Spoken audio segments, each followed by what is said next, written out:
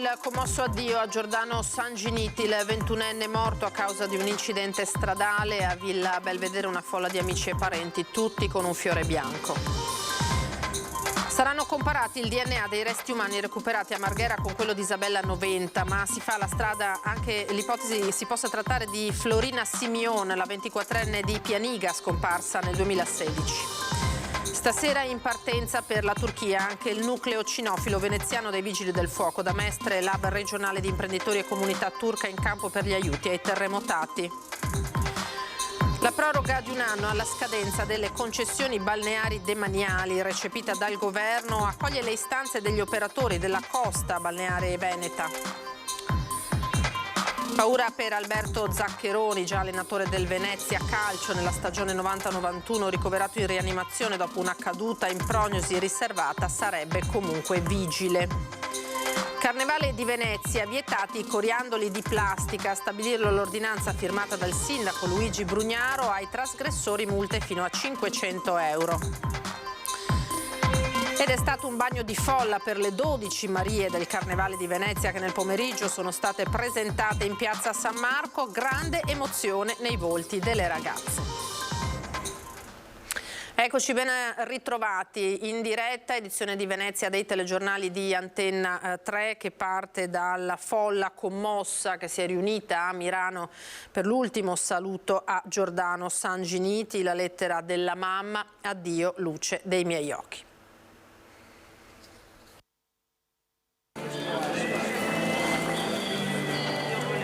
Amici, scout, compagni di scuola e di università, uno alla volta, tutti insieme, hanno deposto un fiore bianco accanto a Giordano Sanginiti, morto a causa di una buca sull'asfalto.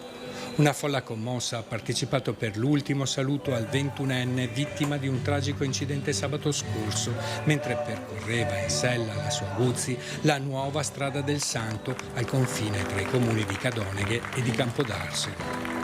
Per Giordano è stato celebrato un funerale in forma laica presso il giardino di Villa Belvedere a Milano, la città che l'ha visto nascere e amare da tante persone. La sorella Emma, con un nodo in gola, ha letto una lettera scritta dalla mamma Elena. È stato magnifico, al di là di ogni aspettativa. Peccato sia finita così e così presto. Non arriverà mai il giorno della tua laurea, non ti vedrò mai sposato, né potrò cullare in braccio i tuoi cuccioli. Alla cerimonia presenti gli amici bikers, quelli del CAI, gli ex compagni di scuola delle superiori e della facoltà di medicina dell'Università di Padova che frequentava. Giordano, per volontà dei suoi cari, come ultimo estremo atto d'amore, ha donato gli organi. Mi rincuora sapere che qualche piccola parte di te camminerà ancora su questa terra, anche se su altre gambe. È ora di dire basta. Nostro figlio deve essere stato l'ultima persona a morire così su quella strada, hanno ribadito i genitori in questi giorni, ricordando le tante, troppe croci di cui purtroppo è costellata la nuova strada del Santo e puntando il dito sull'ente gestore. Una banalissima buca, la pericolosità della quale era ampiamente nota. Ha rubato il nostro promettente futuro. Stai tranquillo, Gio mio, ce la faremo. Nel caso in cui esista la remota possibilità che tu possa osservare da dietro un vetro, faremo in modo, per il bene che ti vogliamo, che tu possa rallegrarti di vederci esattamente come avresti voluto. Staremo bene.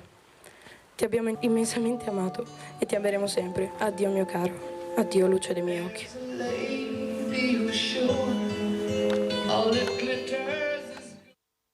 Saranno comparati il DNA dei resti umani recuperati in via della Chimica a Marghera lo scorso 30 gennaio e quello di Isabella 90, la segretaria di Albignasego, uccisa 7 anni fa. Ma si fa strada anche l'ipotesi si possa trattare di Florina Simion, di 24 anni, di Pianiga, di cui non si hanno più notizie dal febbraio del 2016.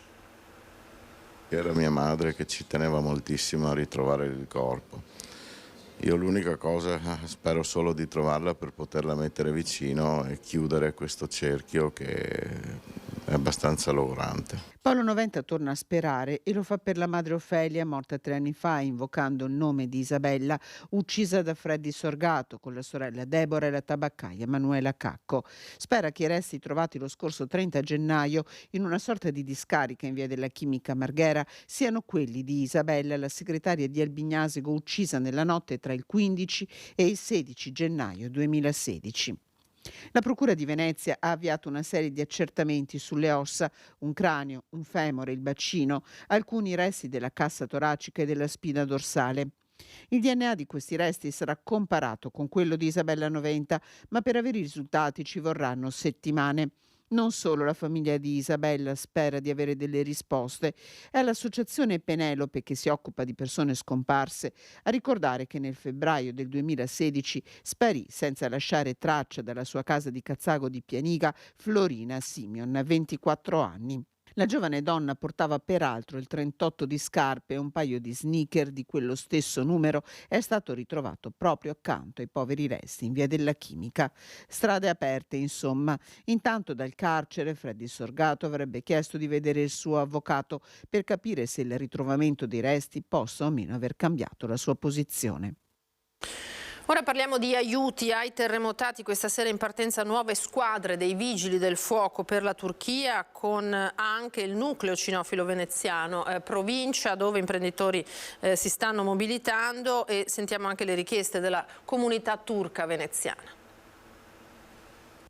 La prima necessità sono i generatori, le tende, vestiti per bambini pesanti, il sacco a pello, anche mangiare da prima necessità, container, i WC mobili, le docce mobili, perché mancano queste cose. L'appello di cosa serve per portare aiuto ai bisognosi dell'emergenza terremoto da via Camarcello 18 a Mestre, sede del Centro Culturale Turco di tutta la provincia di Venezia.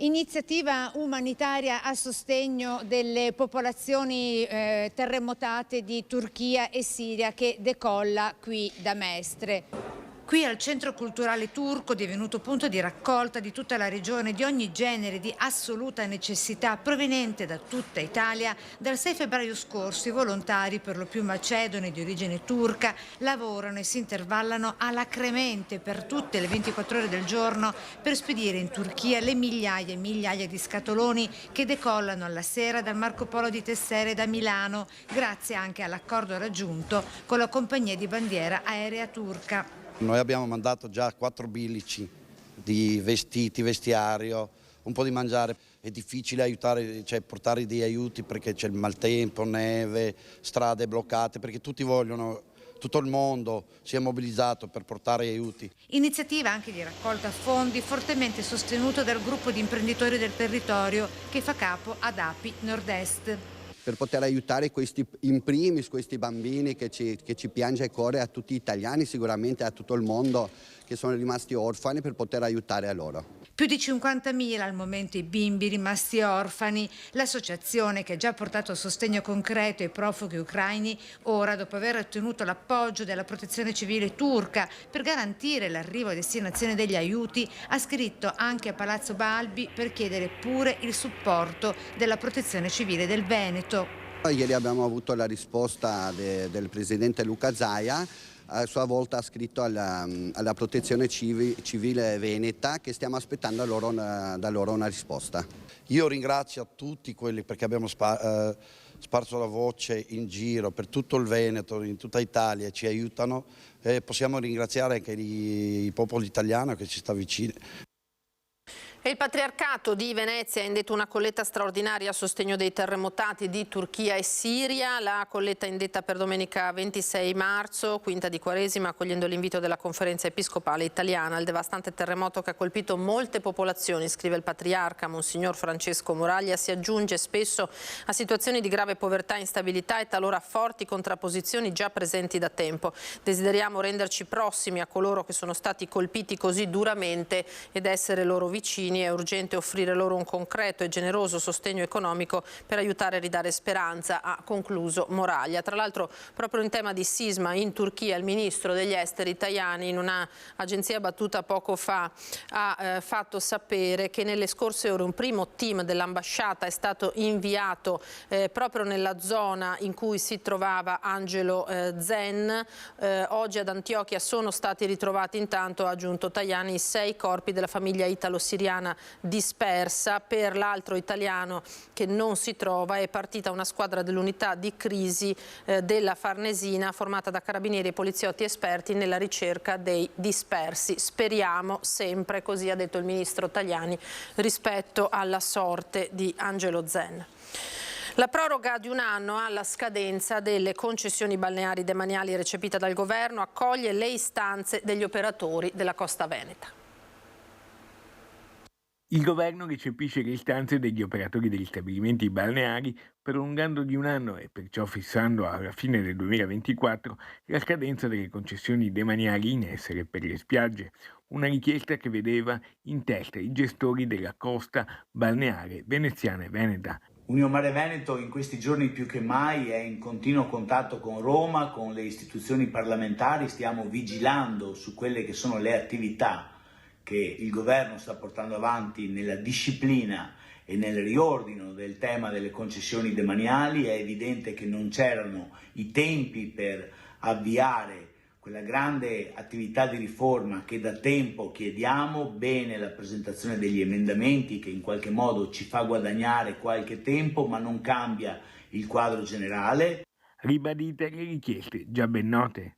È tempo che il governo ci dia delle indicazioni chiare, perché tutti condividiamo lo stesso obiettivo, è quello di lavorare per ottenere la riassegnazione delle concessioni demaniali in capo a quei soggetti che fino ad ora si sono sempre comportati bene e hanno sempre gestito un bene pubblico in maniera oculata ed attenta. La proroga di un anno però non basta e non è certo l'obiettivo di fondo. Vanno tutelati gli investimenti fatti dalle aziende della costa veneziana e veneta in tanti decenni passati. I sacrifici dovranno essere riconosciuti e dovranno essere tenuti nella debita considerazione, nella scrittura delle regole del gioco che ci aspettiamo di ricevere presto, perché vogliamo continuare a rappresentare con forza gli interessi e le istanze che provengono da questo territorio, che continua a dimostrarsi un territorio estremamente produttivo e virtuoso. In tema di turismo andiamo a San Marco, in Basilica, dove le visite sono tornate sui numeri del sono tornate sui numeri pre-Covid, stando al 2022. L'affluenza di turisti e visitatori alla Basilica di San Marco è ripresa come ai tempi pre-Covid. La parola al primo procuratore di San Marco, Carlo Alberto Tesserin, per i numeri del 2022. Perché siamo arrivati globalmente per il tutto a 2,5 milioni di visitatori, considerando la realtà della Basilica, considerando il museo interno, considerando le visite serali, considerando la possibilità di accedere alla complessività della Basilica. Abbiamo dato la possibilità con soli 3 euro di entrare in Basilica. Tanti lavori sono ancora da fare. Abbiamo davanti un impegno molto forte.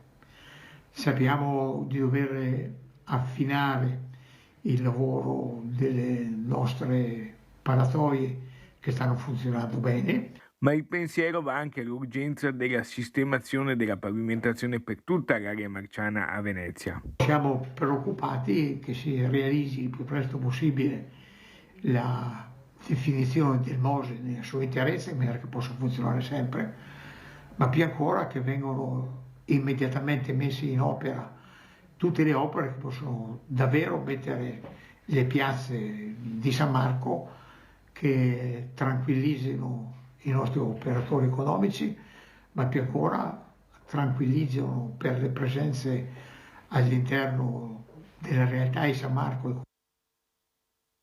Ora andiamo al Carnevale, bagno di folla per le 12 Marie del Carnevale di Venezia 2023. Per la prima volta sono arrivate in gondola dopo un corteo sul Canal Grande a 2. Le 12 Marie del Carnevale Venezia 2023 sono approdate oggi nel pomeriggio in piazza San Marco e presentate così alla città e ai turisti provenienti da ogni parte del mondo. Solitamente lo sbarco a San Marco era accompagnato da dei portantini da castello fino in piazza. Quest'anno invece la novità del corteo acqueo in gondola. Durante il corteo sul Canal Grande un vero e proprio bagno di folle le accolte. Le rive erano piene di persone per salutare le Marie. È una bellissima avventura che io faccio con loro, perché anch'io mi diverto con loro. Facciamo 10 giorni da sogno, di corsa ma da sogno, perciò io sono felice di vederle che sono emozionate, tese, una aveva addirittura il collo che non si muoveva più dalla tensione.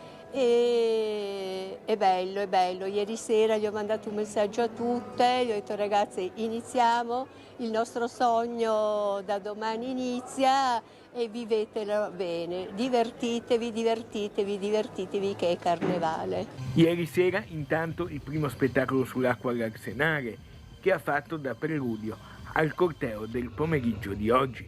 Sul palco le Marie con la presidente della festa Maria Grazia Bortolato sono state accolte dal principe Maurice e dal delegato alle tradizioni Giovanni Giusto per il comune. Se non le gioie più belle che possiamo esaltare attraverso le veneziane. È una storia, quella che comunque replichiamo durante il carnevale, grazie anche al recupero di Tosi, che sicuramente dobbiamo tutto, è una storia vera. Quindi nel carnevale solitamente si inventano le storie, invece questa è una storia vera. Pensate, è iniziata nel IX secolo addirittura e la stiamo ancora continuando. Quindi nella storia la continuità di una storia che continua. Ed è questo che oggi dimostriamo attraverso queste splendide ragazze, meriterebbero tutte di vincere sicuramente, che rappresentano e danno continuità a questa storia infinita delle 12 donzelle veneziane, delle 12 Marie. In questo Carnevale di Venezia, attenzione perché saranno vietati i coriandoli in plastica, a stabilirlo l'ordinanza firmata dal sindaco Brugnaro che ne vieta l'utilizzo insieme ad altri prodotti simili, stele filanti in plastica, cannoni, sparacoriandoli in plastica anche in occasioni di feste connesse alla celebrazione del Carnevale, multe salate ai trasgressori da 25 a 500 euro e materiale che verrà sequestrato. Il principe Maurice Agosti è certamente uno degli animatori più attesi di questo Carnevale 2023. Il principe Maurice Agosti sprigiona tutta la sua carica di energia e sarà il maestro di cerimonia dei gala ufficiali del Carnevale di Venezia 2023 che da domani entra nel vivo.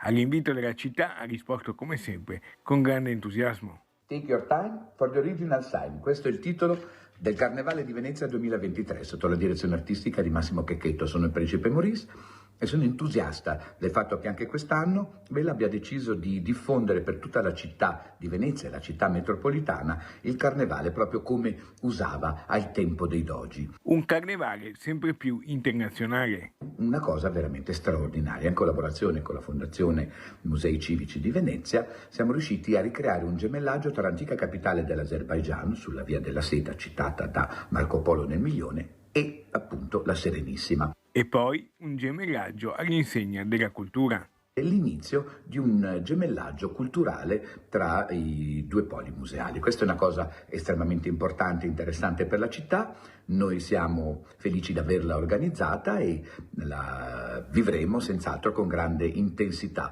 perché penso che questo sia lo scopo del Carnevale di Venezia, quello che attraverso una grande festa e il divertimento si possano intessere relazioni internazionali cosmopolite d'alto livello. Buon Carnevale e ci vediamo senz'altro per i campi, i campielli e le calli di Venezia.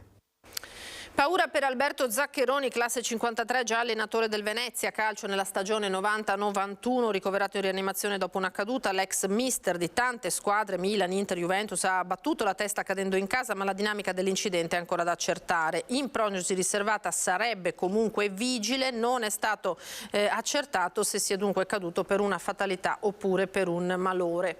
Dal calcio, dalla cronaca al calcio giocato, vittoria di fondamentale importanza oggi pomeriggio per per il Venezia Football Club, che allo stadio Penzo di Sant'Elena ha battuto per 2-1 la Spal in uno scontro diretto. Con 7 punti nelle ultime 3 gare i ragazzi di Paolo Vanoli si sono portati fuori dalla zona retrocessione e venerdì trasferta a Pisa, quindi il Venezia è riuscito ad agganciare il treno salvezza.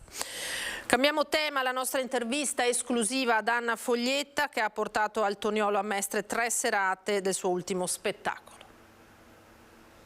Quell'annata della Mostra del Cinema è stata molto difficile e l'ho vissuta con grande senso di responsabilità, e quello che porto nel cuore è sicuramente una Venezia così anche deserta, ma così piena di emozione, piena di emotività, piena di voglia di ricominciare. Adesso cosa farai oltre a questo spettacolo? Che cosa bolle in pentola? Mi sto dedicando moltissimo alla scrittura ed è una nuova esperienza per me molto entusiasmante, e avrò un film in cantiere però che partirà ad ottobre, quindi ora sono un po' ferma perché desidero anche capire fino in fondo quelle che sono le scelte più giuste. Anna Foglietta ha portato al Toniolo a Mestre il suo ultimo spettacolo teatrale, L'attesa, con Paola Minaccioni, l'occasione per parlare anche dei suoi progetti e confidare le sue emozioni. Sono tempi veramente strani, tempi in cui purtroppo è come se, avendo alzato un po' troppo l'asticella, ci fossimo abituati sempre di più alla sofferenza degli altri e sempre più chiusi nel nostro narcisismo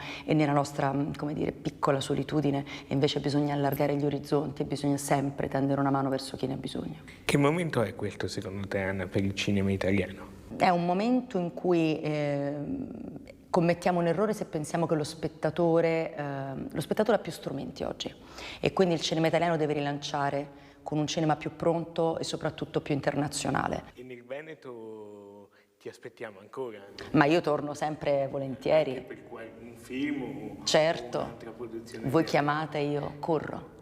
Faresti un saluto ai telespettatori di Antenna 3? Assolutamente volentieri, un saluto affettuoso a tutti i telespettatori di Antenna 3. E buon anno, siamo ancora in tempo. Noi ci fermiamo qui, grazie per averci seguito. Tra poco l'edizione di Treviso, ora il meteo. Arrivederci.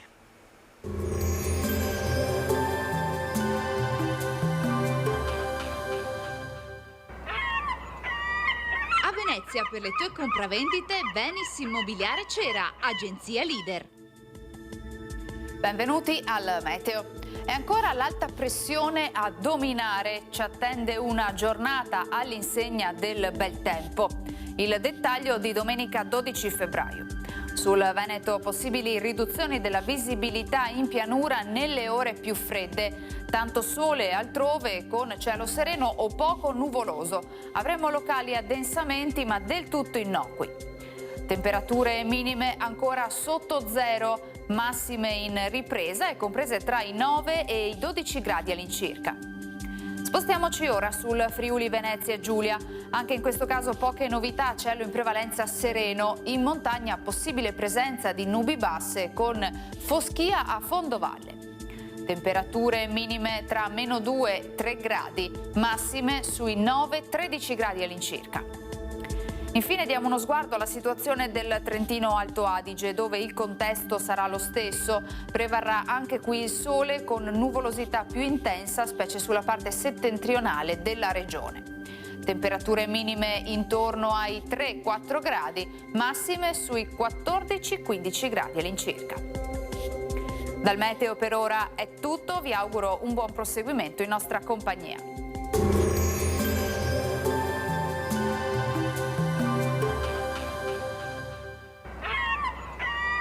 A Venezia per le tue compravendite Venis Immobiliare Cera, agenzia leader.